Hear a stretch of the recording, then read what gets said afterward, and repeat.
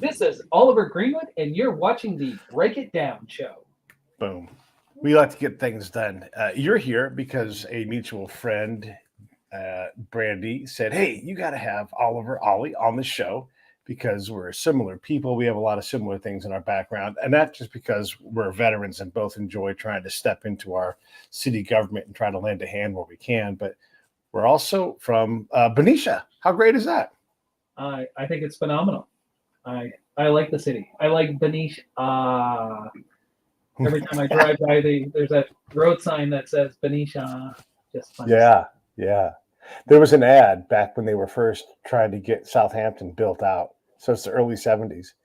And they were trying to draw people to Benicia. And they talked about like wine colored evenings, velvet nights. Oh, And so I just nice. talked about how the nights are so damn velvety because apparently velvet nights used to be a way to describe an evening that was wonderful. Yeah, we were just down, and really the sunsets are just phenomenal down there. We were down at Captain Jack's just the other night having dinner and for my mother-in-law's 80th birthday, and the sunset is just phenomenal right there on First Street, and It is. it's just a hidden gem, and It it's is. it's an island unto itself, really in the Bay Area that a lot of people, if they haven't experienced, they need to check it out. Uh, just Yeah.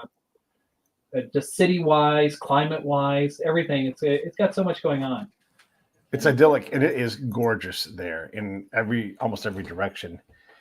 Um, that First Street, there are only so many First Streets in the entire Bay Area that have that water vibe like that. It's very unique. A lot of the neat things about that too. I miss the well, I've seen the landscape change over the years, and how it used to be. Then talking with some of the old timers, how the tannery building used to be tannery, and not too long ago, and they used to wash the chemicals right into the straits, and but that's just how they did business. And Right. but but that's what the old timers did, and it's just grown up there. And but I used to work at a restaurant down on First Street called the Washington House, which is Yeah. the building's still there, but it's no longer the breakfast and lunch place that it used to be. And it was just phenomenal place. Loved it. Mike Right. and Gail Iocomedes owned it back then when I was working there, and I lived it for two reasons. One, I worked there before I went into the military, and then again when I got out of the Marines. It was the job that I had. I started bussing tables and I started waiting tables there, and Right. I watched the landscape of Benicia change again. And then they relocated down into the tannery building later on. Mike and Gales. Sure. Yeah, Yeah. yeah, Yeah. What's your year? What year did you graduate from Benicia High? 91. 91. So you might have known my brother Eric Turner, possibly. Um, he also lived in town, and we all worked back then. I know kids do different things now, and that's fine. But at one point, he worked at Burger, Little Caesars, Pizza, Mhm. and another place all at the same time. Me before I joined the army, when I was trying to find a real job, I had a couple of jobs, to pay the bills and everything. And couldn't find one, so I'm like, I guess the army is going to happen. I went from not ever considering the army to being in the army in 30 days because I'm like not working, not working. Okay, that didn't work. We're gonna have to do something else. And so I was working at First Street Cafe Oh, nice. right before I went in, and I told everybody, like, "Hey, I joined the army. I'm leaving next month. This has been great. I gotta go." But it is a thing in a small town where, at least in our era, you could go and work for someone else who lived and owned a business in town. Have we lost that in general? Like, I don't want to pick on Pleasant Hill at all, but in Yeah, places like Pleasant Hill or Walnut Creek, where you do grow up and there is more money and you do have to have higher aspirations, where a town like Benicia can kind of be, to the good and to the bad, frozen in time in a lot of ways. but even there, I don't think there's that same idea of you have this military element that kids are going to join, because when I was working there at the Washington House, several of us joined the military. Several of us joined the Marine Corps. Hmm. Me, Matt Creed, Kenny Gard, Jason Smith, and then my friend Eric Johansson. He also joined me. He wasn't working there at the time. We worked at Burger King together, but he didn't work at the Washington House. But the whole core group of us, and then several other guys also joined the Marines. It just all this giant pocket of guys that I went to school with, and now like my kids graduating here from College Park over in Pleasant Hill, there's not even that handful of kids joining the military. It's a bizarre, and that's from half the size of us. It's the school. We got this handful of kids joining, and now not even that amount, it seems. So it's bizarre, and I don't know what accounts for that. It's the same because they're my gene pool. I would think that my kids might have some interest, and maybe they do, and maybe they will. But I think kind of what you're saying is it this aspiration that we're putting on the kids that say you have to go to college, you have to go to a trade school, because there's this push. People say, well, don't just say college, say trade school, but nobody's saying go to the military, and that was kind of a thing. It's like go to the military, do serve your country. And that was always put out there. And after high school, I wasn't even planning on college. I was going in the Marines. That was my goal. Right. And I was going to go off and travel the world. And that's what I did. And I thought that was the coolest thing. That was our plan. Me and my buddies were like, we are going to travel. We are going to do some stuff. Yeah. And see, we are going to see the world. And we did. And it was everything we thought it'd be and more. Yeah, it's my brother joined the Marines also. Actually, we joined the military basically on the same day. Now, he ended up getting delayed a couple of days or some admin stuff, but we went to MEPS and we're like saying bye to our mom at the same time. And I was going to go Army. He was going to go.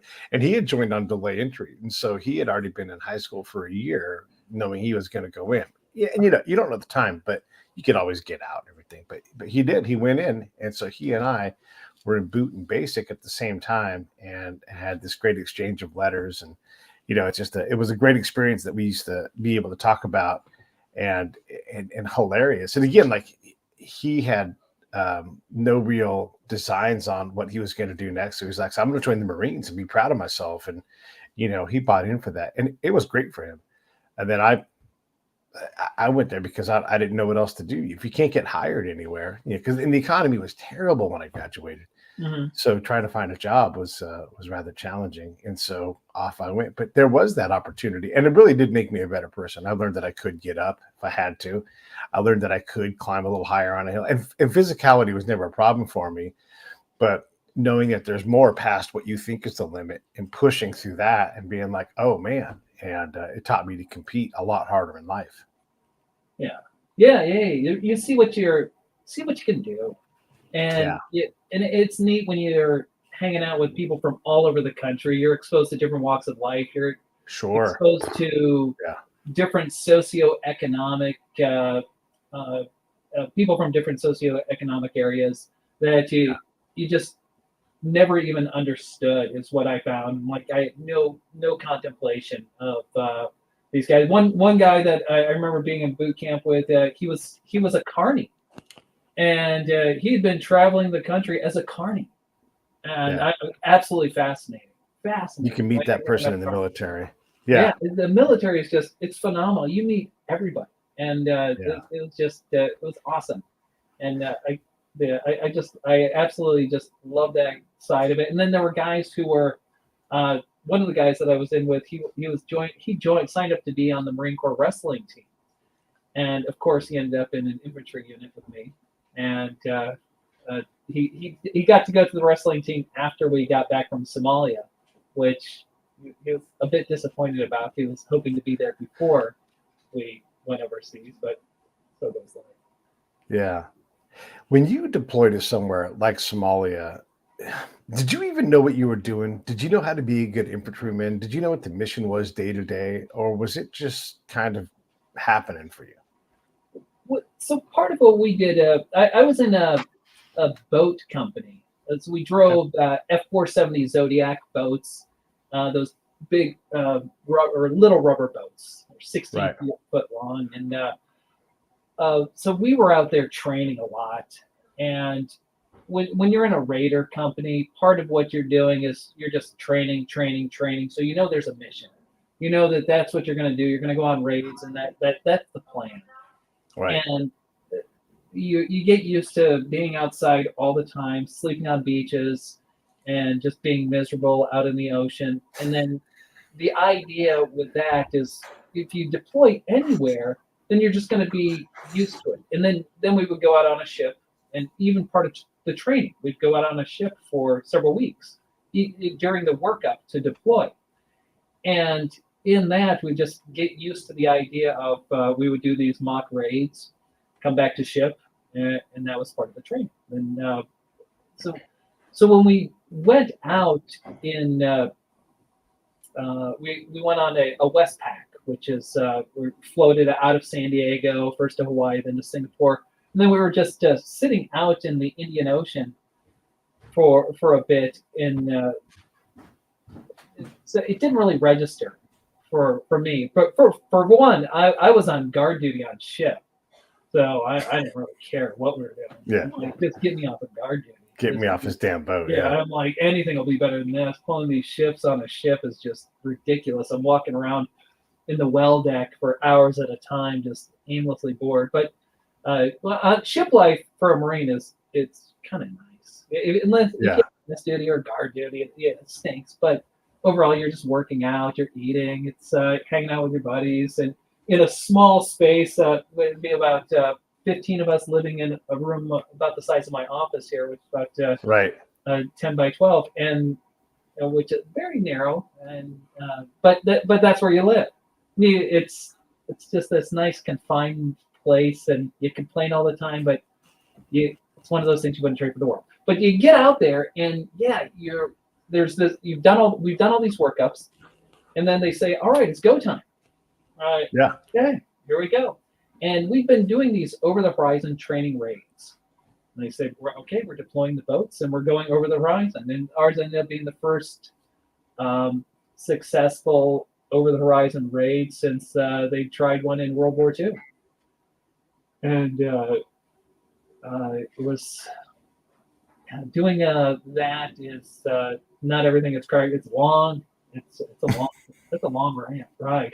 And then when we hit the port in Mogadishu, we land there, and shortly after shots started going, and because there were two landings, there was the port and then the beach also, but completely separate. But there's just this surge of adrenaline that as we start seeing land, because it's interesting when you're going into a foreign country that has no power. There's no electrical grid. And it's not like here where the sky's lit up. You just see a dark mass that's land. And it's like, all right, it's training. Training is kicked in. So we hit. I'm loaded. I've got my M60. I've got my barrel bag M60 and 200 rounds or 300 rounds on me. My team leader staying, he's got 700 rounds and the tripod. We're just like in with M16, we're running as fast as we can towards the shots being fired. So it's just everything kicks in and you just go. But wait, hold on. You said an important thing. You said running as fast as you can towards the fire, right? Like towards where the action is. And that is not a normal civilian response. It's to do the other thing, get the hell away from here, right? But we hear that noise. We're like, that's where we have to go. That's how you close with and destroy, is by closing with the enemy and really trying to destroy them while they try to destroy you. And that takes a certain amount of training, and we'll say brotherhood in this case, because of the time and the era and the mission. That's not a simple thing to just to go running past. No, and since I was a machine gunner, I know my mindset is I need to get set up. I need to deploy. My shots are I need to get this thing going. And my thinking is, all right, do I have enough CLP on me to get this thing all lubed up? We're just out of the ocean. Likelihood of a jam is very likely. So we got to get this thing going as hot as possible, as fast as possible. And so everything is just racing. And then I'm looking, there's these Connex boxes we got to get over. I'm like, ooh. And possibly deploying on the top. So everything is just kicking at that moment. And mind you, it's a country that it's pure that uh, we haven't been into, and it's not. There's been no foundation. We've got no infrastructure there. Right. So we're getting ready to pave the way for everybody else. There's not even a Burger King, you know. Not even a Burger King yet. Now, what's really funny about it, I was later on talking to this other guy, this guy who was in the Air Force, and I was telling him about my Somalia experience. I'm like, oh yeah, we were the first people there. He's like, well, so he was Air Force Special Forces. He's like, actually, we were there a couple months earlier. They were posed as Red Cross volunteers doing recon for everybody. Right. I'm like, I can't even freaking believe that. You know, it's just insane. they're going in without weapons. Like, right. That's, how crazy is that? Yeah. Like, I'll go in with a machine gun to a foreign country, like comfort levels. But to say, hey, we need you to deploy with you, yourself, and a pen and paper. And, just take good notes.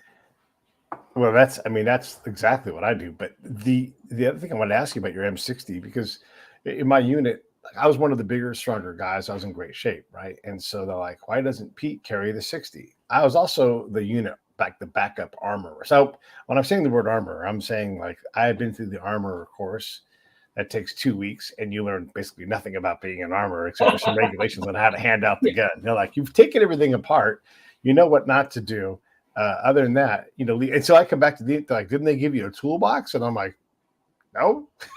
And so they thought I was an actual armor. Anyhow, our M60, you could not keep that thing functional. There was no way. And we would send it up to the higher shops and have it come back still just as broken. Like it was an obsolete, worn out piece of machinery. And so I would carry it and I would giggle because I'm like, you want me to shoot this thing? It's going to fall apart. And they'd be like, no, we fixed it. And I'm like, but I didn't, and it'd fall apart. And I'd be like, all right, fell apart again. And by the way, we're a bunch of spies. We're not infantry people, right? And so we don't need a fancy M60. But it was funny because that weapon is great until the second it's worn out, and then it's really just junk. It is, and you know, if you're firing pin, anything could go wrong inside there. So there's a couple of things that you just have to be ready for, and I'd messed with it enough to where you know we could hold it together with duct tape and keep it moving, and that was just how much I used it, and how well I knew it, and everything about it with the Echo 3. It was just I trusted it. That it was going to get me through. So that was the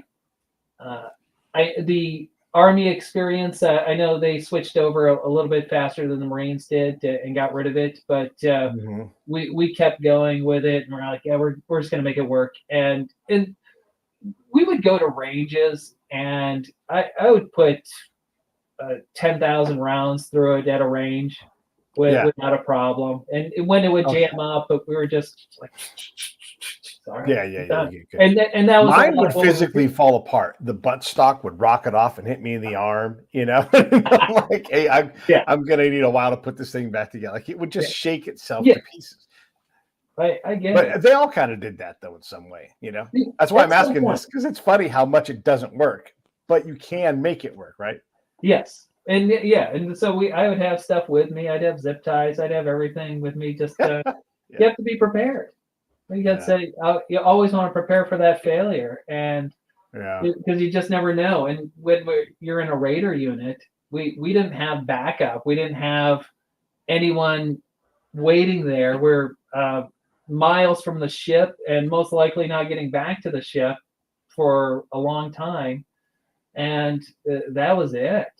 You know, we're deployed. So good luck to us, and we needed that stuff to work. So it was us making it work or nothing. And so making sure that the internal guts of it, and that was always our big thing, making sure that the internal stuff was serviceable, and if not, you know, then they'd have to go off. But raking my knuckles all over that stuff all the time, and I didn't, relying on my Beretta was not my Yeah, the Beretta's a whole different thing, right? Like you have to learn how your body shoots that weapon, in particular with that one, because like I'm very accurate with the pistol, but I grab a Beretta and I'm like, how do I shoot this thing again? And you really have to like learn how to use that weapon to yourself, and Yeah. everyone's a little different. And I'm not saying they're bad weapons, but if you don't spend time on them, and I didn't get to shoot the Beretta that much in the Army when I was in, it wasn't my assigned weapon. I didn't get to shoot the M16 very much, frankly, and I'm like, if people knew how much we don't shoot in the American Army. Now, again, I'm in an intel unit with a bunch of spies, so that's not our prime job. But still, you put 100 rounds down range a year in a paper target, maybe pop-up target setting. That's it. They're like, good enough, and I don't know. Maybe it's good enough. It sure didn't seem like it when I was doing it. Yeah. See, that was one of the joys with being in a grunt unit is we'd get to burn off a ton of rounds, and they at the end of each year you have to get rid of all your rounds. All of it. So yeah. we'd have to, and we'd be like, here we go again. We got to get rid of all these things. So we're like, all right, and it would be we'd hate to have to do the police call and picking up all the brass. So that would be the worst part out of it. We're like, God, we don't want to burn off all these. What a pain to pick up all this mess. Yeah. And people look at us now and are like, oh gosh, well that'd be so much fun. And we're like, yeah. Then the military ruins parades. They ruin going to the range. They ruin working out. They ruin all of those things. All the fun stuff. Here, we're shooting machine guns like Rambo. We got one in each arm. Like, whoa. Like, yeah, that's kind of boring. Yeah, I gotta clean this thing. I know. Yes, I'm gonna spend I'm gonna spend. Oh my gosh! Because the Marines, Army's got it nice when it comes to weapons maintenance. You guys clean your weapons in a reasonable fashion and then turn them into the armory. Marines, we do stupid stuff. We'll clean them and then we'll clean them some more. Then we'll clean them for a couple more days. Then we'll sleep in the armory and then we'll clean them again and then we'll turn them in. And then they'll reject them and then we'll have to do it again. Yeah. The doctrine is to reject it 3 times regardless. Yeah, we've got to level this. And literally say it's dirty and hand it back to them. It's like the dumbest thing. Yes. I mean, there's a design behind it and all that, but yeah. When did you get out of the Marines? What's that? I got out of the Marines. Okay. How many times in a year do you say, "Oh, I'm a combat veteran"? Well, now that I'm running for political office, it's a little bit different. I'm saying it like a couple times a day. But aside from that, I say it maybe once a month. I don't say it to a lot of people because it's I don't make a whole big deal out of it to a lot of people, and I don't know. There's just if somebody asks about or if I'm talking to other veterans, like if I'm down at the VFW, then that's clearly, obviously, you're not a member unless you've been a veteran before in war. Right. But outside of that, there's a level of bravado that goes along with it, and I've just never really been over the top and into it. And I've got friends who are, and they love saying that and the chest thumping that goes along with it, and that's fine. But for me, it's been just more of I served my country and I was there to help. And one of the things I've always loved, Smedley Butler's book. I don't know if you ever picked it up, that War is a Racket, and it always drives me crazy. And it was one of the things I found after I got out of the military, just the amount of stuff how we put ourselves in harm's way for corporate interests. And here he was, we Marines, we always sing his praises. He was, won the Congressional Medal of Honor, Silver Star, everything, every award you could win. And we chant his name in cadences, and then he just bashes all the combat interests that the military's been in. Yeah, that we're taking all these young lives, and so it always gets me introspective when I think about where I've been and what I've been involved in, and and I've done plenty of therapy over all of this, and I highly recommend any therapy to any veterans out there. Whether you've seen combat or not, it can be if you've been in those situations, it's good.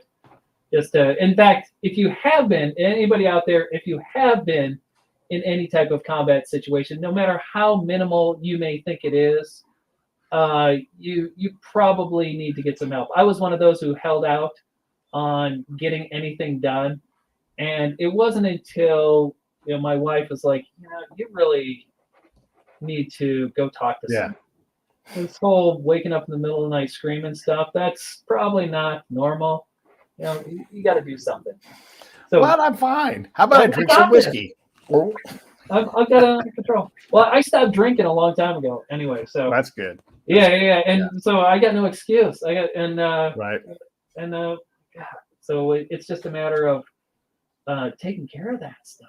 Yeah. And, one of the things too about the military is even if you don't deploy somewhere, you still can be trapped in a very damaging, traumatic situation. I've had bosses that were awful, and they treat you like shit, and you're like, I can't do a thing about this, and you don't know how to do.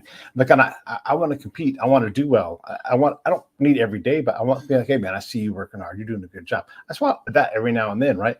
You get a bad boss, someone who's incompetent, someone who's not going anywhere, and you're underneath them. And that's like being in an abusive relationship, and you are swallowing your words, you're swallowing your anger, and it is the military's full of those people where it just doesn't work, and the answer is make it work, and so you do, and with that comes damage. And how do you deal with those dysfunctional relationships like that? I feel poorly. And most vets, I think, deal poorly in those situations and end up unemployed. It's that's a hard one. And you work in an industry where people self-select who were from those kind of places and have these kind of damaged upbringings for whatever reason, and so that's what they know, and you're not adult enough to be like, this person's just, suspicious by nature, or this person was beaten as a kid, and this is the best they have. You don't have the ability to process that. You just take it, and you're like, oh man, this is the most awful thing ever. And not every unit is like that. Not every relationship is like that, but you will find that in some kind of unit if you're in the military for any length of time. Yeah. Now, how long did you stay in for?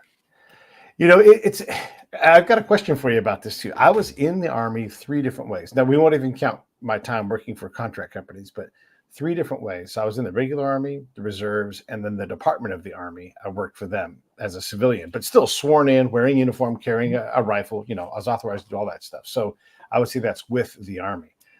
But all told, not quite 20 years with everything, including contract time, but the vast majority of that time is time in theater, deployed and going on. And my job in particular, I am leaving the camp. I often don't have a weapon because my job is to find things out. And it helps if you don't look like an Army guy when you're trying to find that. And even if I look like an Army guy, my job is still to go out and find things out. And if I'm leading with my weapon, it's hard to get people to talk. I mean, imagine doing that in Pleasant Hill.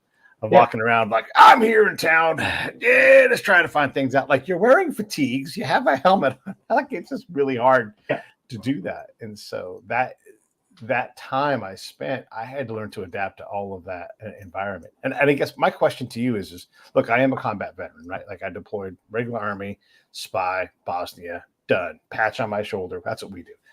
But I also deployed as a reservist, not very long, but it was post 9/11, October of 2001 to November, just a few weeks. I went, but I didn't know if we were coming back because we were part of a group that was already going to deploy. So they deployed us, and they're like, we're going to have some of you guys stay.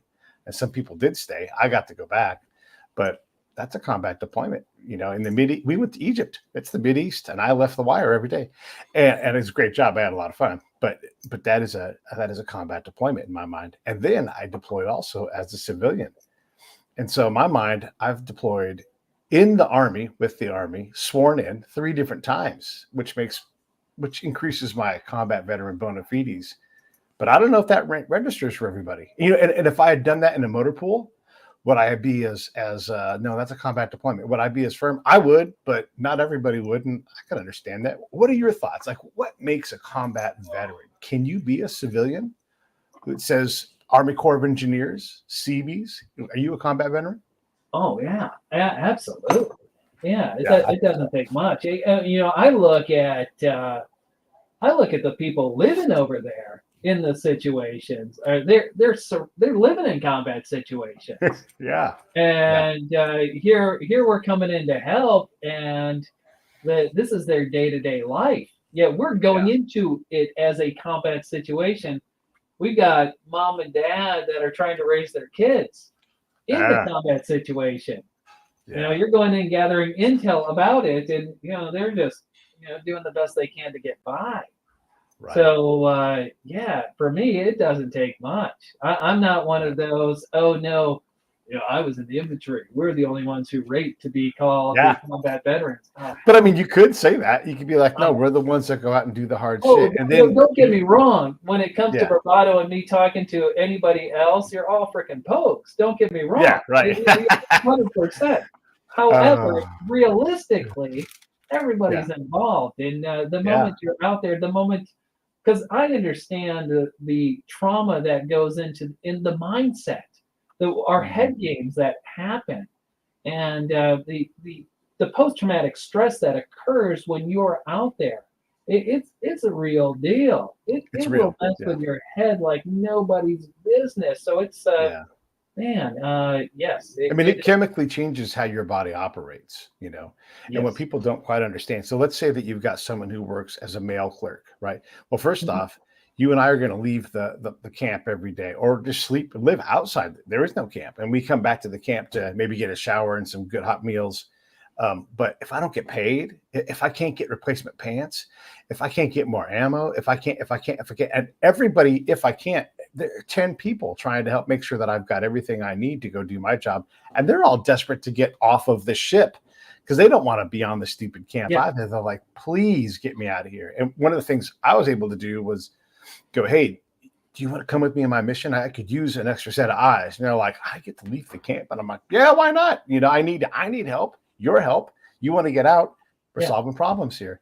And people love to go out with me because my job was, although it was dangerous, as long as everything went fine and I was pretty good at it, you're going to come back and have a story and it'll look like I just fucked around all day, but the entire time I'm working. But that, going back to the PTSD part, all of that stress, all of that, hey, if mortars come in, hey, mortars came in, hey, so and so got shot, even though they're nowhere near the front, it happens every day. well, and it's the unknown too. You don't know what's Yeah. happening out there. It's somebody shooting at us. We don't know why, and they're Yeah. completely powerless over it. And it's just it's trauma upon trauma. And Yeah. the and I think that's part of what scares parents here on letting encouraging their kids to join the military. They're like, Right. I don't want my kid to go through that. I don't want them to be scarred. I don't Yeah. want them to Yeah. be sitting in a camp somewhere dishing out mail to people, serving food to people, and Yeah. just getting bombed by Right. who knows what from where, and not being able to do anything about it, not being able to protect Yeah. them. I can't protect my kid over there, and nobody else can protect them. They can't even protect themselves, so they're just sitting Yeah. ducks.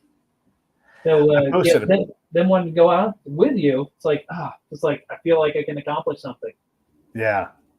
And I think you'll get this too. So I posted a picture maybe last night, this morning, recently. And I'm in a pool. I got my shirt off. I look great. I'm in great shape and all that kind of thing. But that's not the point of the picture. The point of the picture was I'm in the Treasure Island pool. They're shooting a Hawaiian Tropics Bikini Girl of the Year photo shoot calendar, like calendar photo shoot. And so I'm standing right where they're at because they happen to be in my part of the pool. And I can't believe that 72 hours earlier, I was in Iraq. And 72 hours before that, I'm running down the road, just working out, and some jackass in town launched what was left of a rocket towards our camp. And it paralleled me, tink, tink, tink, down the road as I ran. If that thing was 10 feet over, even though it wasn't going to blow up, which you don't know until it doesn't Yeah, blow up, by the way. you have no idea.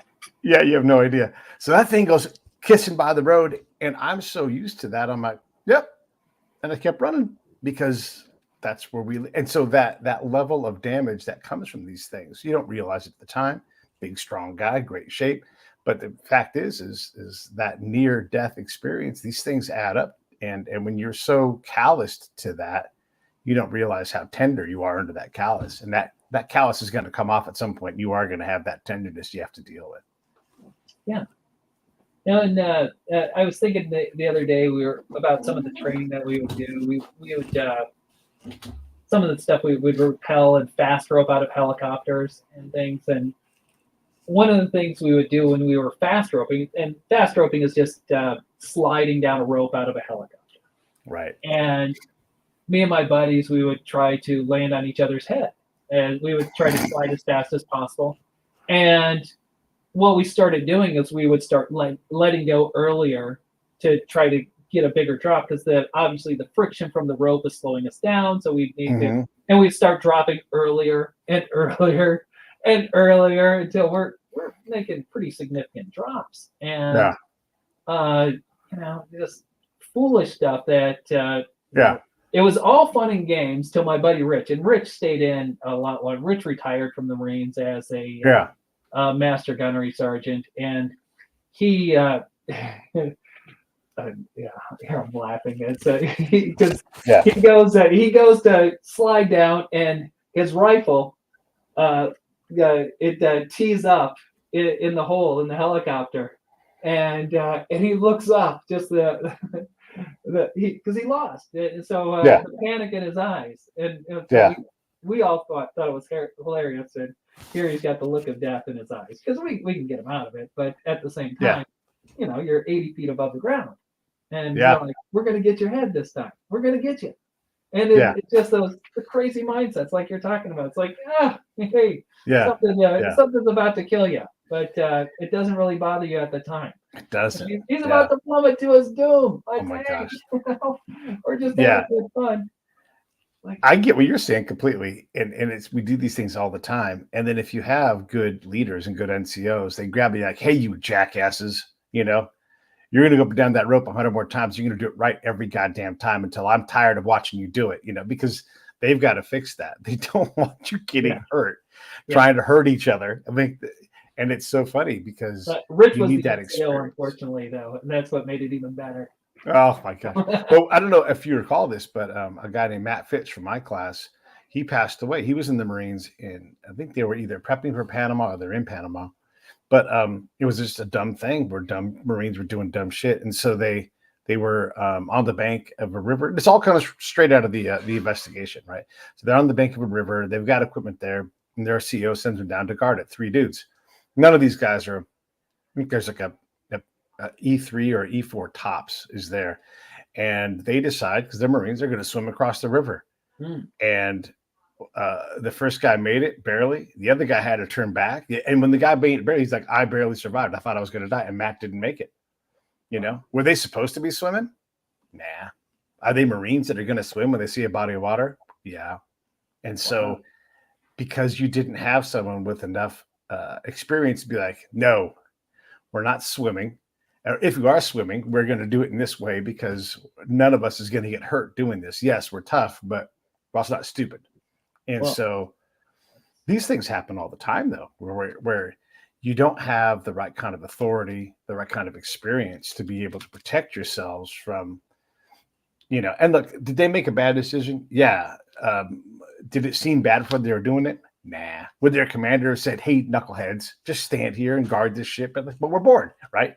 And so it's amazing how fast these things happen. And the next guy that when you said fast rope, I'm like, I know somebody fell in this story because, it's so often that someone just goes the whole way down and you're like, is that person dead or just broken? And they're just, my roommate broke his leg on that one too, but yeah.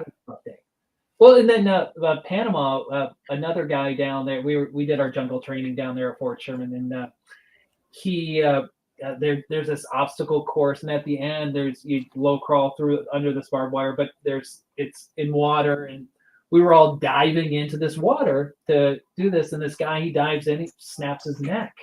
Yeah. Right there. It's like, man. Yeah. It was but we'd all been doing it. He just hit the bottom, and just little things like that. Just like you said. Yeah. Like, should we have been doing that? No, not a chance.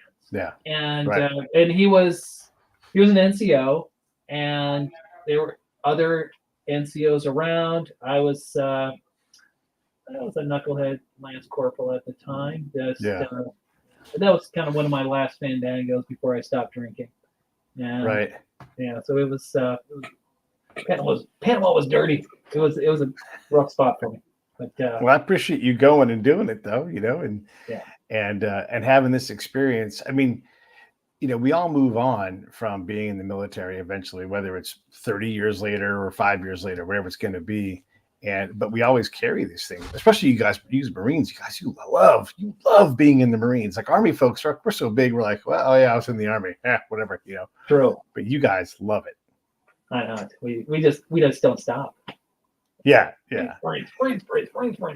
Like, and these Marine guys, we'll go out and get another tattoo at 50 years old. It's like, what'd you get? Another photo tattoo. It's like, got it. But it's like we did this reunion a couple years ago, and we all go out and we get the Raider symbol with cross paddles, and our unit name, and we're all at the time. Yeah. I think, well, at least in our 40s and 50s, and getting freaking moto tattoos, and because that's what we do. Yeah. Let me ask you about the city. I want to ask you about the city council. So we talked a little bit about this because I'll owe time here all day long, but we can do this, at the Roundup in Lafayette and have beers next time we're both in town. But why the city council, and what difference are you going to make that isn't being made now? So part of why I got involved and what I've been doing, I'm a big believer in the community, and I'm one of those guys, and this is kind of one of the Marine traits too. I'm one of the first to show up and last to leave with anything that I'm doing. I'm the head commissioner of the Pleasant Hill Baseball Association here. I've been doing that for 5 years, and I don't even have any kids in the baseball league. I did. My oldest son, youngest son is 17, and so he doesn't even play baseball anymore. He plays basketball. But I'm a big believer in the community, and I know the effect of youth sports on the community and what it does for the families, for the kids, and getting them involved. And so I'm just a tremendous believer in that, and how that's just a foundation for everything. And not only does it build the families and help the families, but it helps the community, it helps the businesses, because people go out to eat, people do everything, and then people come to the community. They say, like, hey, maybe I'll buy a house here. Every little bit helps the community, and I love that in Benicia. Or that's another city that I just adore. That they've got such a strong baseball and softball program right downtown there. And my in-laws live at Rancho Benicia. Got the fields right across the street. Love it. Mm-hmm. And so I've been doing that, and during the season, I put in about 25 to 30 hours a week at doing this. So it's a ton of work, but it's worth it for the community. And what I want to do is just take that to another level here at the city council. And I've been looking at everything the city does. Now there's the housing, there's the unhoused, there's the streets, there's the new projects that the city's doing. I'm like, I want to get my hands in it. I want to help out. Yeah. Pleasant Hill has switched from doing at-large elections to district elections. And what's happened with that is 3 of our city council members live fairly close to each other. So they are having to transition out, and we're having 3 new seats as a result. So 3 new city council members are coming on, and I'm in District 5 here. And I'm like, so I kind of want to use my leadership. I think would be a good asset for it. I've been doing the baseball board there for several years. I've been the president of the Contra Costa County Bar Association in the past. I did both of them through COVID. I've been on the Probate and Mental Health Advisory Committee. I was the legislative subcommittee chair there for several years. So I've done legislative stuff at the state level. And, I'm kind of one of those people that dives into big things. And so this is kind of the next big thing I want to dive in and just help out locally. Yeah. It's not very big, Pleasant Hill. I mean, it's a fairly small, it's like Benicia, very small but Yeah. maybe, I don't know, maybe 10% or so big. It's not 40,000 people in Pleasant No, Hill. it's about 33. Yeah, So yeah. right around the So a same. little bit bigger than Benicia. One of the problems of Benicia is that the population is very old. They've owned their homes for a long time. One of my friends, he lives in his grandpa's house, and because of the nature of the tax structure, I think they pay $250 in property taxes a year. That'll buy you a couple of buckets of paint, Yeah. and that's it. So Benicia struggles to bring in enough, and a lot of that money doesn't come back to the city either, right? So you get a fraction of that money. Yeah. And we don't like paying taxes. And we don't like to see, when we approve taxes, we don't like to see them go towards something else because someone's like, hey, why don't we use that money for this instead of that? And so that creates a problem where if you're on the city council, man, you're a villain in a lot of cases because people are incapable of talking to each other or understanding the problems that are there. And I don't know how it is in Pleasant Hill, but Benicia, I talked to Mario, the guy who runs, he's the city manager, and had him on the show. And he's like, you understand, like, because we're basically an island, we're going to have to either pay more money for our cops or we're going to have to hire them out from the sheriff or, from Fairfield PD or whatever. And that'll cost just as much as paying our cops more money. And so you have these problems and getting access to fresh water. Oh my gosh, it's really hard to get fresh water They had reliably. a big water issue over there this last year. Yeah, yeah. So when you look at Pleasant Hill, how do you reckon with some of these things where people, I mean, they legitimately are going to hate you, some people, whether you deserve it or not, because the city council has that kind of stain on it in a lot of places. Maybe that's not true for Pleasant Hill, but in a lot of places they're like, fuck that guy, whatever, Yeah. because Yeah, they yeah. just don't like you, Yeah, and they just don't like you for the sake of not liking you. And Right. I've been training by umpiring a lot of softball and baseball games for years Yeah. to get Yeah. myself like in the zone for this Yeah. role. And Yeah. I'm used to people disagreeing with me Mhm. vehemently. I've umpired softball games on Sunday mornings when people have started their day drinking really early, Oh and boy. so I'm used to that. I've thrown people out, and that's the head commissioner as well. People just dislike me for no reason, and Right. Right. well, and then also when we were getting everything open for COVID, and it was uh, this occurred quite a bit because one of the things we had to do then was tell people to wear masks, Yeah. and people just lost their shit Yeah. when with just telling them like, hey, we're gonna do this, we're gonna keep stuff open, but you gotta wear masks.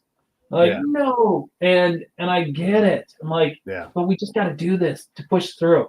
And I Right. remember on your show you had Jason Diavatis years ago, and Yeah. when he was running for mayor, and that was one of his big things, and he and I disagreed on that because and that was one of his main issues. I'm like, it's just we had to do it just to stay open. I'm like, I'm thinking of the entire city, and Yeah.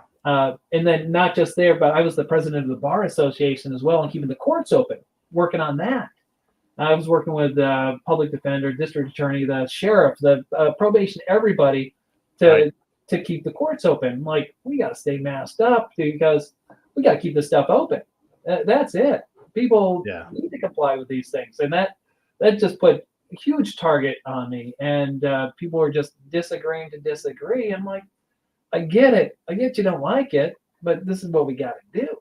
So Yeah. there's going to be levels of disagreement, and people are they just don't like things, and that's what I told them. I'm like, this isn't necessarily me, and there's more areas that we agree than we disagree. And Right. I'm finding this out because I've been going around knocking on doors, and I don't care what flag anybody's flying. Sure. I knock on their door and I start talking to them. They'll ask me how I vote, and I'm like, well, it's a nonpartisan election. They're like, I don't care. And when I start talking about, I'm like, I'm fiscally conservative, socially I'm liberal. I'm right down the middle, like probably Sure. most people.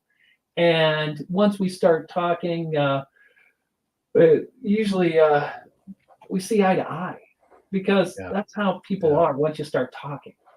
Yeah. And I said, if we're disagreeing on big things, we just got to talk it out, Right. and we're not necessarily going to come into an understanding on that one issue, but most likely we'll see eye to eye on other things. That's not Right. doesn't mean they're not going to hate my guts, Yeah. Yeah. but that ultimately that I think they'll come around as they kind of do on these bigger items. So, Yeah. so that's what's been I think been the most fun too is just getting to know people, and I love just going up to the unknown doors and people being like, "Oh, you, what do you want?" Yeah. Like, I hate you. yeah, it was because I've had people slam the door in my face. Uh, And I'm like, well, hold on a second. You didn't. I want to try to get my toe in there. I'm like, whoa, whoa, whoa. We didn't yeah. even Yeah. talk. Yeah. Yeah. Let me give you a Yeah. chance to hate me legitimately. Yeah. And Right. some will shout, hold on, I'm a disabled veteran. Hold on, wait. And it's all good. Yeah. So, like, I had Jason on, and I don't mind having people on because people are people, and they have their point of view. So let's just say that I disagree with you on the mask reason, right? I can also say, you know what? You're trying to help keep this machine running, and this is not a political thing. You're just trying to be practical and say, if we wear masks, we can do this. Do I think it's dumb that we can't have a TV on at a bar because TV spread COVID? Okay, it's dumb, but I want to go to the bar. And if I can take my mask off once I sit down and because I'm eating, that's all dumb. I think we all get that, right? Yeah. It's just can you say is it reasonable and rational to think that direction? And really part of being tolerant is saying, I don't like that, but I understand that you are a Republican, you are a Democrat, you are a Catholic, you are a whatever, and therefore you come from this culture and this point of view. And a lot of us, especially with political views, the more we look into this, the more we realize that a lot of this is genetics. We're just wired to be um, cloisterable or wide ranging and defiant, agreeable. These things are oftentimes pre-programmed into us, and we get mad at folks for the way they're built. I do my best to not do that, but like any human, I fucking suck at it sometimes. Well, that's gonna happen. We're all gonna be like, I hate this idea. This idea Yeah, stinks. I'm totally against. I love coming back to the mask. Freaking, yeah, I didn't like that. sure. Me And neither. I Yeah, yeah, frequently told people, I'm like, I fucking hate this. It's yeah, freaking horrible. yeah. And like, but I want to keep the doors open here. I want to keep the And doors open. that Yeah, was, I'm like, this is why I'm doing this. And yeah, they're like, yeah, that sucks. I'm like, yes, it sucks. yeah, Let this suck. You be with me and let's let this suck together so we can yeah. do this. Let's get Yeah. Boy, through. you talk about you're making crazy. Like if you leave California, and there's things that we're very precious about, and you go to Texas or Florida or Montana or I'm just picking states at random. Yeah. Everybody's got a different way of looking at this. I would look at, because I live in Orange County now. Orange County is 3.5 to 4 million people on a given day, right? A lot of people, a lot of souls. And Utah is about the same. And how did we do compared to them on COVID? I don't know. People died on both sides. Does it matter? Did we have the answers? No. Did they? No. So in something like that, it's like, let's just figure out how to get along so we don't end up hating each other later on, because we're still going to have to live together. Those of us that make it through this thing, Yeah. Yeah. Yeah. That's ultimately it. And what can we do to bridge that gap? It's like, and that's, I come back to my youth sports analogy. It's like, well, Yeah. let's go with the foundation here, and let's keep that stuff going. And Yeah. we can disagree about a lot of stuff, and that's what I find is people disagree about everything. But I'm like, hey, we all like youth sports, don't we? Or you hate kids, you hate Mhm. puppies? What? Come on now. So Yeah. we get there. It's like, well, yeah, that stuff is good. Like, all right, Yeah. well, let's make that good, and then everything else will kind of follow. So Let's talk about. I want to talk about the they, because we as citizens always want them, they ought to. And I would say do what you're doing. And it didn't got to be run for council and win or whatever, but go get involved as soon as you get involved. So I used to sit on a committee. I was the Benicia's rep at the county. It was a subcommittee for transportation, and I was in the walking committee. We had a sibling committee with the bikers. And so we would have decisions and we would make them for the county. We would prioritize things. Sometimes we had a little access to money. And you have to learn all these rules, by the way. Like you're like, well, we can't do that. Oh, well, we can't do that. And there's all these things where like you can only go down this pathway, but you do get to pick a lot of things along the way. Like you're voting every meeting. And we almost always voted unanimously. And there were a couple of things that people didn't realize about this meeting. And one of the things I implemented was if a city wanted our endorsement, they'd better come and present their idea to us. If you can't show up to our meeting, then I am going to vote no every single time. Everybody else is like, yeah, why are we voting yes on stuff if it's just an idea that no one's telling us about? Because we're trying to make a decision for Dixon, Rio, whatever, all these different towns that need a lot of infrastructure because they're a lot bigger now than they were 25 years ago, right? Whereas Benicia the same size, Vallejo's always got problems. And so you're trying to get kids across the street. You got $10,000. You're trying to get kids across the street in Rio Vista, or put a bunch of paint on the ground in Vacaville, or beautify something in Benicia. Well, we're going to get the kids across the street. And we all agree on that because once you get into the problem set, you realize beautification, painting, kids, we're going to vote on kids. 100%. Yeah. But you have to get in and do the work to do that, right? And don't rely on the they. Become they. You be the they. Be the they. Right. Get involved. And that, again, that takes me back to why I've been the head commissioner of the Baseball Association for so long, is that's the they getting involved, making sure this happens in the community, because I got 1,900 kids playing in this league. That's a big chunk of the community.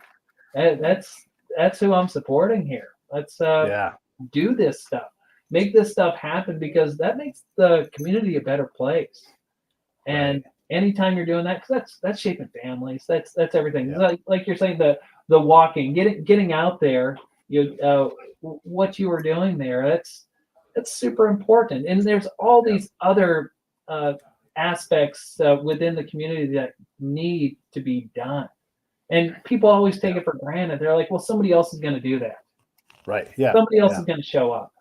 You don't like how the baseball league is running? Here's my whistle. Here's my hat. That's right. Yeah. Get to work. Yeah. Why is it 5 to 40 hours a week? Yeah. I didn't know how to coach a team before I started coaching, but I didn't like how my kid was getting coached. And I'm like, well, I'm jumping in. I'm going to do this thing. And then, needs arose. I'm like, well, I'll throw my hat in. I'll help out here. I can do more. And busy people can do busier things. You want somebody to do something, you find a busy person. They can usually find the time. And that's how it works. And people tend to avoid stuff. And I don't get it. I'm like, there's always time. Like, well, I got this, I got that. I'm like, nah, you got time. Just do it. Make the time. It's like when I got out of the Marines, I started waiting tables, but I was also working as a magician. And I started hustling and doing stuff because there's time. You just gotta make stuff work, and it was freaking cool. And I don't know about you. I know you. I know how you kind of got into this because you're hanging out and needed something to do. That was kind of me. I'm like, I need more to do, and that was more to do. And the hustling and getting out there and finding the gigs is hustle work, and getting people to listen to your stuff. That's hustle work. It's like, how do you do it? Yeah. No, you're right. And once you build a machine, which I know you'll identify because you've got a law practice and you've also got this baseball thing, and it becomes bigger than you and more powerful than you, and you become secondary or even tertiary to that thing. I could just talk about my show and say, I've got a show, been at it for 10 years, got 2,000 episodes. People say yes to that. They don't say yes to me. They say yes to the show because the show has credentials. I built those credentials, but no one knows who I am. I'm still invisible, but my show has power. Does that resonate? Yeah. That's awesome. Yeah, it's just it's the show. The show is the show. That's I think that's awesome. And that's I think that's fantastic that the show becomes bigger. It becomes more important than just one individual, because that's a message that you're sending out there to the world that you got something there. So it's I think it's fantastic. So you just you keep plugging. And I don't want to keep you too long, but I do want to ask you something else about city council work and everything. Oh yeah. Pleasant Hill is pretty choice. It is nice there. There's not a lot of problems looking on the surface. Now I'm sure if someone who lives there, they're struggling, they're going to complain because this and that, or the rock over there, or this light, and all those kind of things. Granted, all those things exist, but it's pretty sweet. living in Pleasant Hill, it's Yeah. really wonderful. Especially when you get up into the hills, it's so nice. Hold on, let's press pause on that for a second. When I was wrapping up college, I'm in my early 20s. I did some classes from Cal State Hayward at, I guess it was Pleasant Hill High School, right? Oh. And they would shut that down. It was no longer an active high school, but Hayward was using it, renting some space. And one of my friends had keys to the gym. And it was like not a problem for us to have access to the gym. And so we would play basketball. And by we, I mean a lot of people, 50 people at times, unsupervised. We would just run and play basketball all night long. Instead of being out, we easily could have drank. We had certainly were old enough, and we did drink. But if we play basketball, we would get there at 10, 10:30, 11, and we would play until the last person basically was done, and then, go home at 2 or 3 in the morning, right? And that is a hidden community benefit where we're super. Look, occasionally someone would shove somebody. It's basketball, right? Sometimes people get their feelings, but for the most part, completely safe, completely innocuous, and a lot of fun. And we weren't getting into trouble like we might have. What a wonderful thing to have happen. So I wanted to make sure, like, there's all these benefits that we don't see because we don't know that there's 35, 20-something-year-old dudes playing hoops at midnight, and you don't realize all of that energy is taken off the streets and it's going somewhere else. That was cool. But back to the original thing. You comment on that if you want to. Well, it's now Pleasant Hill Middle School, so they're using the high school as something else. And in our baseball fields are the Pleasant Hill Baseball Association. The fields are right across the street from that, and we use those baseball fields there too, at that school. But so it's not open that late. But I know that there are people that do still get in there and use that gym, even though it's relegated to the middle school. But, I see some guys out there practicing still, kind of late. It's a real community benefit, I mean, at least it was when I didn't live in Pleasant Hill, but people came there to play, play basketball, and so you're actually helping out a lot of communities because there's a lot of people in a lot of areas. There's something to do. But when you look at Pleasant Hill and what you want to try to accomplish, trying to maintain status quo, you're trying to make things better. How many things can you make better? There's so many things that you might try to do, but you really only get to do so many things. You might vote every meeting several times, but you're at the end of the decision at a lot of times. Yeah. Well, and it's like you were saying when you were on the board there that the walking, and the people would come to you, but then you're going to send that stuff along as well too, most likely. And so the city council is kind of the end of the road, but the city council is still going to hear the information, process it, and they can change the recommendations that come to them. But and that's the neat thing is that everything's been processed, filtered, decisions have been made and analyzed really, really well by the time it gets to that point. Mm-hmm. And minds have been changed. Planning commission has made decisions and changed their mind probably several different times by the time it's gotten to the city council. And and that's the neat thing about it is just to see the whole process in the work. So I can sit here and make the promises that I'm going to have root beer in the water fountains all over town.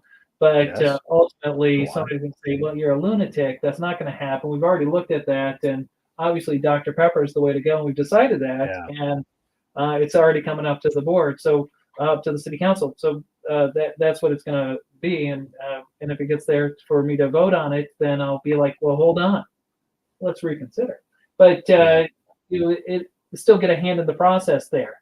But those ideas, as big as I might want them to be right now, again, they get filtered through so many different times. It's not like you come in with a gavel and say, all right, time, things are going to change. But one thing that's been neat is I've been in contact with the police department. I've talked to them about my ideas, and they've resonated pretty well. And I've done a ride along with the police. And so, like you said, we're not a super high crime area. There is shoplifting everywhere here in the Bay Area. Sure. That's I think all over California really, but it's we'll see what happens with Proposition 36 and if that changes anything. And but we'll but those are the key items that I dove in to see if changes can be made that way, and they have to come up. They have to come up from below them. The recommendations can be made, the conversations can be had, but again, it's got to get filtered on upward. So, Yeah. but Go knock on Oliver's door and talk to him, right? Like that's the thing. right. I would go out and I would talk to people. So the mayor would say to me, she would say, here's why people walk. And she would give me this little treatise on that. And she came from the development side of things where she wanted to develop cities. I came from combat where I watched us fail to develop cities. And so I'm pretty hard on these things. And so I said, actually, I've talked to a number of people, and when they walk for these reasons and why, and none of them track with what you're saying. So I'm going to do what you asked me to do, represent the city, and I'm not going to recommend us for projects for the most part, because most of our projects are beautification and more sidewalks in areas where people don't walk, and really you know how the town's set up. There's the hump on the top of Military. Like she's like, we need a sidewalk there. I'm like, nobody wants to walk up there. They want to walk down in the flats where it's beautiful, closer to the water. That's what everybody agrees on. Nobody wants to walk up there. And so we're really bad at spending money. And I'm going to be a little bit hard on the consultants, but they make their money by helping us compete for state and federal money to get Grant County money. And so they'll say, look at this rendering of this beautiful, intersection. And I'm like, no. I understand what you're trying to do, and I appreciate that you want to make money, but you can't tell me you're not going to be here if this thing doesn't do what you say it's going to do, like bike racks that no one ever uses, and all these things that we waste our energy on that don't come through because the government sucks at getting buy-in for things. So, okay, let's have a bus. Okay, how many people need to ride this bus, and how do we get up to that minimum number? Otherwise, we're not going to have a bus because I'm going to kill it. And when no one answers these hard, rigorous questions, and they get uncomfortable, like, well, that's why we're here, is to make sure that we don't waste resources, that we do make improvements, but we don't just say yes to every project. And that makes, so again, on the walking side of things, they would say, getting across Sir Admiral Callahan, it's a street in Vallejo, it's a massacre. And they put a heat map and a big red dot on the heat map. And I'm like, how many people have died there in the last 18 months? Well, 2. And I'm like, across Admiral Callahan, where cars go by at 70 miles an hour sometimes, that's actually not that bad because people died over here because there were no street lights. So do we build $1 million bridge where people don't really walk across the street? Probably shouldn't. Or do we go put in street lights? Because we can't do both. And this process of holding us accountable to ourselves, holding the government accountable. Okay, you're saying you're going to do this. How are you going to convince people to walk more? Well, we're going to hand out leaflets, like door to door. No. We're going to have them here in Iraq at the county. Where nobody's going to show up. Yeah, right. Like that's not a program I'm going to support. So, and I would have these talks. Remember, we vote en masse, right? And so I'd be like, I'm not going to support that because that's not a real plan. That's a dream. And if you say build it and they will come, that's bullshit. You have to actually work to get people to change their behavior and bike more, walk more, whatever more, right? Like I would ask my friends, have you ever walked into the industrial park where you work? Yeah, I did it one time. Did you ride your bike? Never. Always think about it. I drive. What's gonna have to happen to make you not drive? They're like, you know what? Honestly, it's just too convenient to drive. I'm just going to drive all the time. And so you have these conundrums in government where you have a vision of where you want to be, but you don't know how to stepping stone your way across. Okay, I'll shut up about that now. Let you talk. Yeah, no, but I think that's a fantastic point there. It's always that conundrum. It's the great ideas on how can we do this or should we do this? It's a great idea. Riding the bike into the industrial park. It's like, why don't you do that? Well, to be honest, it's a kind of a shitty hill going into the industrial park, and I don't really want. But now with the advent of e-bikes and the more availability, sure. It might be more feasible to do so. Because I know out in the refineries, they ride bikes all over the effing place down there. That's all they do inside the refineries. They're just riding bikes like madmen down inside there, because that's the only way to get around. It's the only way to get around because they won't let them drive anywhere around there. So if you want to get from point A to point B, you got to ride a bike. But getting down those hills, man, you take an e-bike down that. It's like, I used to not ride my bike to work. I live pretty close to my house, but I got an e-bike. And I'm like, man, I'm a biker. I ride my bike all around the place now. I ride all over town because I've got an e-bike, and it takes no energy for me to do it. And it's awesome because I don't want to ride up any hills. But unless I'm motor powered. Yeah, but that's part of that theory. Like you can get people to walk a mile, not uphill. You can't.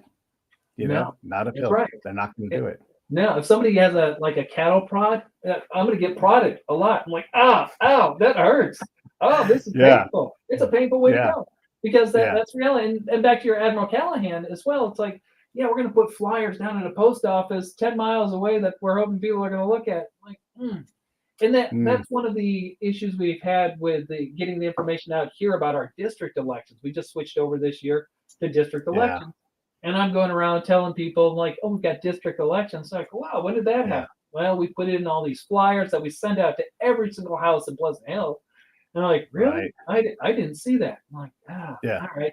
And you can Yeah.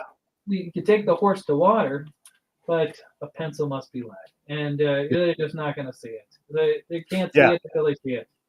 And frankly, you have to be better than being junk mail. I Yeah. mean, that's the bottom line. You can't be junk mail and expect people to read your stuff. Like, yeah, that works at scale, but your scale's not big enough for that. So you're going to have to go out and knock on doors. You're going to have a barbecue in your backyard. You're going to have to convince your friend to have a barbecue in his, and you have to connect the community through human interaction. There's just no way around it. And reduce the amount of miscommunication and get it more community communication so that people understand. Because the people who complain the most, who go down to City Hall, they get changes because they're complaining. The rest of us that are happy enough, hey, you know what? You're not going to have much of a voice. And I'm not saying everybody needs to complain, but if you get up and you get active, your mayor, every mayor has open hours where you can go and sit down in front of them. Well, if someone gets a hold of you and says, let's go get coffee, you're going to say yes if you're the city council person. But also, like the sidewalks on Military there, it's like Yeah. down that big hump. It's like, do you really need it there? It's like, anybody going there at all? It's always been kind of the hills on the side, the dirt patch there. It's like, yeah, nobody ever shows up over there. Maybe a kid every once in a while. I think I rode my bike down that once, and but it's very rare because it's so much easier down the street, a block away. And is that going to make any significant difference other than making it look maybe a little bit nicer? But they don't, not even that much nicer because dirt is going to fall down on that anyway. So little things like that. And then also, we've got an issue here. Somebody's suggesting that we put more sidewalks so it's more walkable in these areas, these 1950s homes. And the reality is that to put sidewalks in people's front yards, you got to take their land. And you're like, hold on, you're not taking my front yard. And like, where are you going to do this? Or bike lanes in residential areas. Where are you going to put that? In a place as big as a street that's as big as a driveway. Yeah. And by the way, who's going to pay for that? Paint. Like, if you're actually going to pay, because it's there legally, it's there. And I love to say that to the bike people. Like, there's a bike lane in every road that you can legally ride a bike on. We all know it's there. Yeah. Does it make you safer because there's paint? I don't think so. I wouldn't trust paint to keep me safe. That's right. It's like, I got a bike. Hey, there's a bike here. There's bike paint here. Leave me alone. Leave me alone. Yeah. It's like, I'm over. I'm on my bike. I'm like, leave me alone. Okay, go around me. Go around me. Yeah. It's not easy. And I'm not trying to minimize what people are the changes they're trying to make. And obviously we don't want tragedies to happen and people dying and everything. But when you look at cars and people dying, you have to look at all the different reasons why, and then you have to look at the demographics, and then look. This is to me is crazy. Ollie, is you take one physical test, like to drive a car in your life, and that's it. You never have to get better. Matter of fact, you pretty much only get worse, and then you take a test that's easily passable with no studying, and yet you have to take way more training to cut hair. I don't want to say that being a barber is simple, but it's certainly less lethal than driving 1,000 horsepower car, in the rain. And so we might look at how licensing works and say, hey, if you're 18 and you're a dude, we're not into you having 1,000 horsepower car without some kind of higher level license. Not a bad idea. Well, and then also, and that might be helpful for bicycle safety as well. It's like we get training for being mindful of bicycles on the road. And that might be even better than having a bike lane itself. Because I love the idea of more bike lanes. Don't get me wrong. Sure, right. Idea of more. I used to ride a motorcycle, and I've been hit many times on my motorcycle, and it's painful. And I would not wish anybody getting hit anywhere. Because it is bad. Getting hit's bad.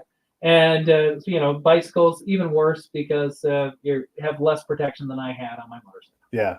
So, Right. but if we had additional training there in cars, that I fully support. Let me ask you this. So, look, cars, bikes, motorcycles, same, right? Yeah.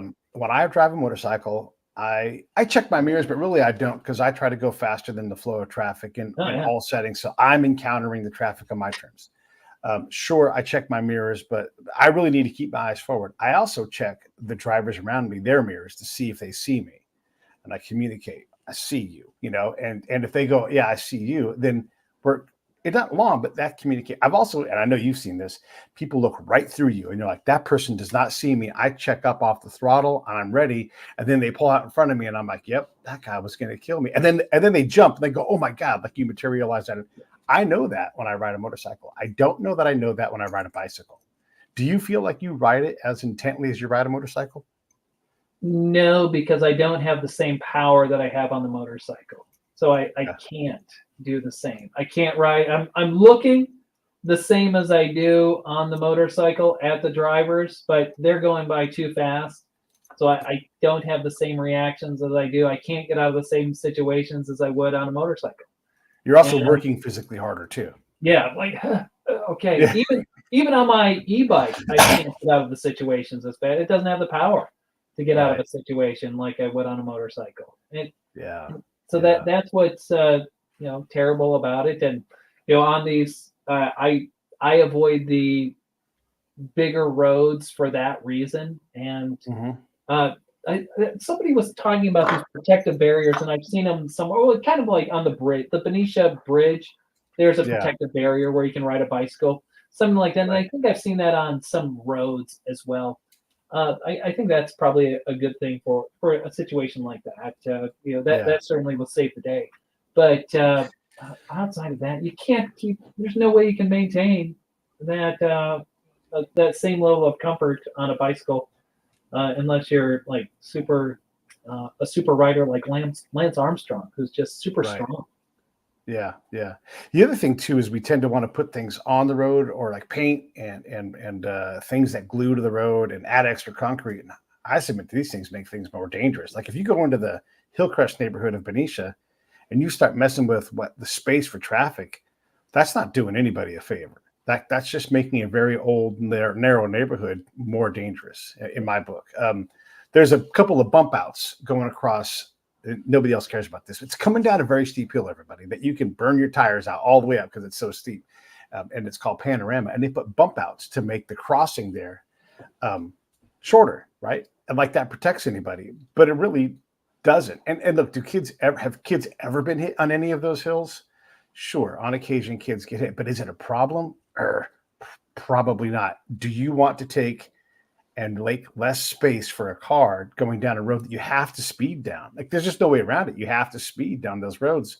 You go down Rose Drive and you're just going to go 45 miles an hour, and we can say, well, we'll do traffic calming. My brother's house is on Rose Drive. They put the beacon out and all that kind of, never, ever, ever, ever slows cars down. And it's not gonna. So we have these things that are intractable. And so maybe kids cross the road at the top of Panorama, and put protection there, not at the bottom of the hill where you're taught, at least in our driver's ed era, to downshift because it's so steep.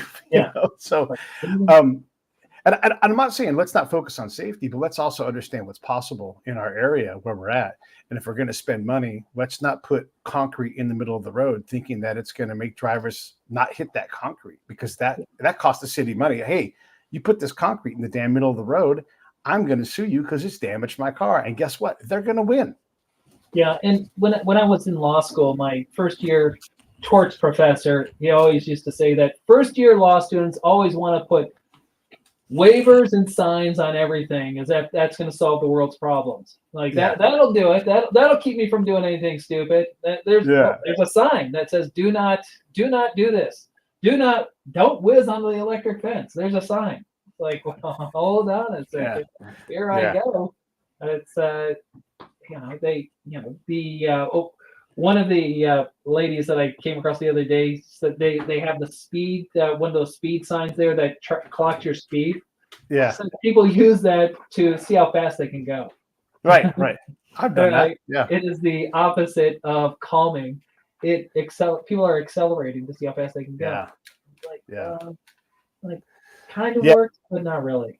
Good intention. And I guess this is just a long conversation about when you get into city government, there's certain problems that you can have an impact on. There's certain ones you can't, and then the other ones you're just going to have. It's hard to make a good decision, and what you want, what you get, what you can afford, and the outcome. None of these things are in a simple straight path. And you end up with these things where it's trial and error. You're going to waste money. The government suggests waste money. We're going to make bad decisions that don't work. And then when you go back to the demos and you're like, hey, everybody, measure C, check it out.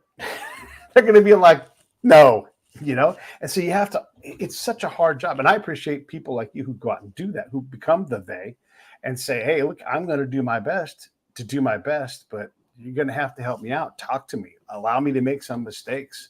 And sometimes it's going to be ugly. And by the way, if a catastrophe happens, like our water main breaks or whatever, we're going to have to deal with that. And it's not going to necessarily be fun. It costs money to live in a nice city like Pleasant Hill.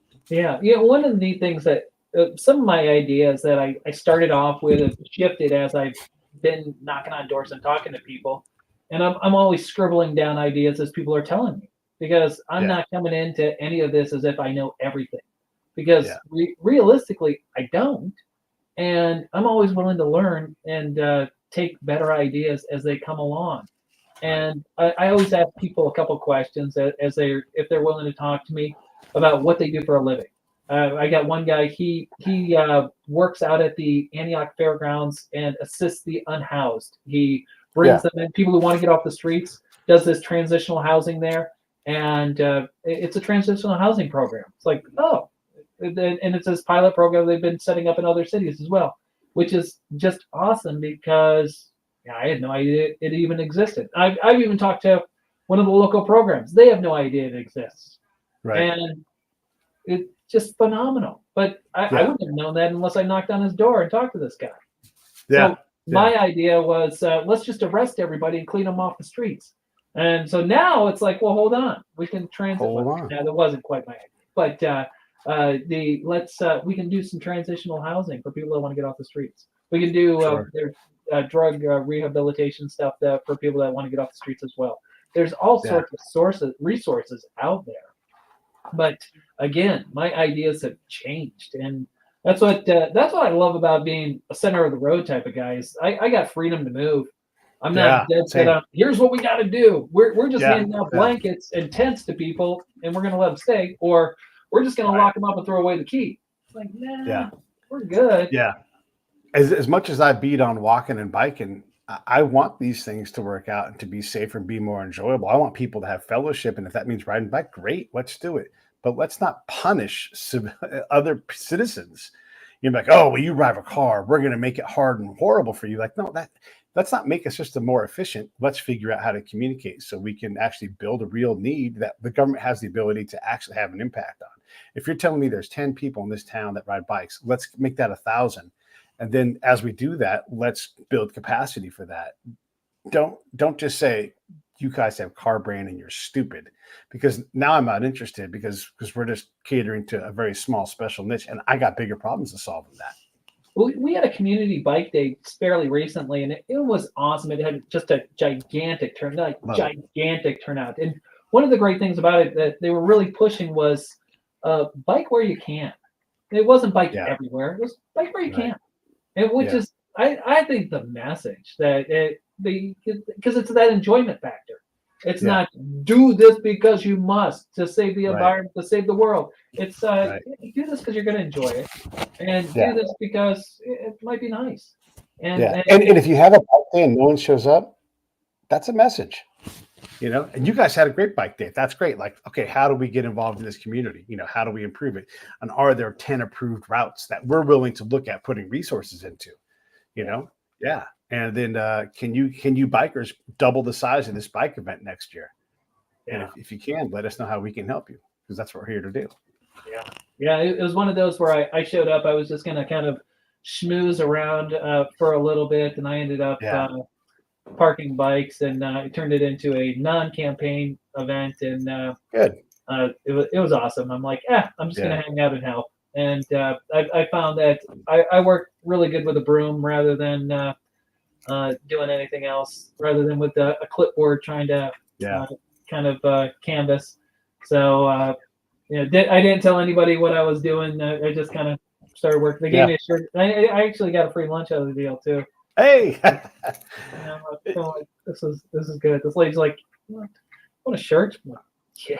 I'm going to shut up here in a second, but I do want to say one more thing, and I really appreciate you having this conversation with me, because as I love talking about small government, because it's where the biggest impact we can all make in our own life. Like, apart from us being the most, like, I don't care who president is, I'm way more impactful in my life than any stupid president. They don't know me, I don't know them. I'm fine with that.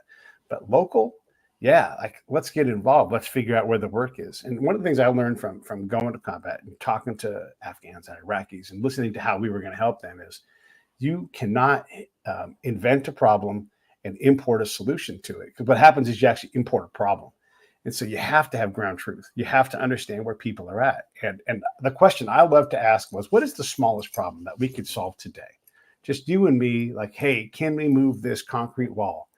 Well, Commander can move a concrete wall all day long, right? And it was fast and easy. And so we would work it, but we'd push it through the government. Like, you have to go to your government center and talk to your mayor, your governor. And as long as they're into it, hey, we're gonna make sure it happens. They have got to tell us, and so we would do these things. But it was the smallest thing, and that moved people a lot more than a pamphlet sitting in a rack of pamphlets at the county seat. You have to get out of the spaceship. You have to go on the ground. You have to talk to neighbors, and that's why I went out. Instead of say, who's going to bug me about walking issues, I'm going to go out and talk to Bernicians, because I love Benicia. I love Bernicians. And I want to know what they think. And we would have these conversations about it. I learned so much about walking in town, not because I invented what the answers were, but because they told me what the answers were. Mm-hmm. That's it. Yeah. And that's what it comes down to. What is the small problem? What can we solve today? Let's not solve the world's problems. Let's solve what's right here. And I always love that. Don't try to change the world. Let's just try changing your socks today. Let's keep it really small. And, you got me. Dirty socks. Yeah, that's it. That's it. Yeah. What do you want to say in closing before I let you go? And again, thanks for the 90 minutes, man. I know we went longer than that, but I just think it's such a great conversation, and we need these conversations where, like, we all get to be people. We all get to want things and everything else. Let's be a little tolerant of everybody and have good conversations and learn from one another. Well, I just really appreciate your time bringing me on here, and this is just fantastic. I love the conversations. Just putting everything out there is, I think it's what we got back to earlier on, is just everybody getting involved. And it doesn't matter at what level, it doesn't matter what you're doing, but getting involved at the some community level is what's really important to help make the entire community function as a whole. That I can't emphasize that enough, that everybody wants to do it, but so many people don't know what to do or where to even turn. And that's how I got involved in the Baseball Association. And I try to bring as many people into that as possible, because it's easy to get in. And then community government is it's a small step away, because it's right there, and it's so impactful. And frequently at the city meetings, you'll see older people, because they understand the value of the community. But don't wait till you're older to see the value of the community. See it now. Do it now. Yeah. I love it. Well, listen, you've had you the whole time. Let me roll these credits. You can get back to work. I'll be back and say goodbye to you in a second. Everybody else, I will see you tomorrow. Hey, thanks for watching the show. I really appreciate it. Right here, you can subscribe. Please do that. It makes the show grow. Hit that notification bell so you know which incredible guest is coming up next. Down below is the PayPal link. You can put a small subscription in. That is an enormous help. All that money goes right back into the show. And then right up over here are the next episodes you should listen to, curated by yours truly. Thank you